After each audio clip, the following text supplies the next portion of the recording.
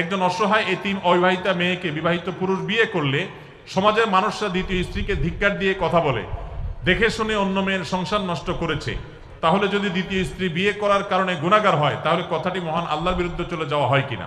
খুবই দরকারি একটা প্রশ্ন। দেখুন, কোন পুরুষ তিনি যদি আরেকজন মেয়েকে বিয়ে করেন কোনো বিধবা, কোনো তালাকপ্রাপ্তা, কোনো অসহায় নারীকে আশ্রয় দেওয়ার নিয়তে, এবং এটা যদি নিতান্তই তার এই সৎ উদ্দেশ্যে হয়ে থাকে, সেক্ষেত্রে এটাকে ভালোভাবে দেখা উচিত, খারাপভাবে দেখা উচিত না। আমাদের সমাজটা এমন হয়ে গেছে যে মানুষ জেনা করবে ওইটা নিয়ে আপত্তি নেই, কিন্তু একাধিক বিয়ে করলে কি আছে? আপত্তি আছে।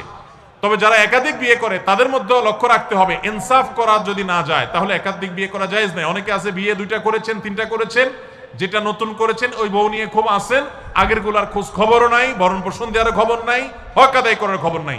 এদের জন্য দ্বিতীয় বিয়ে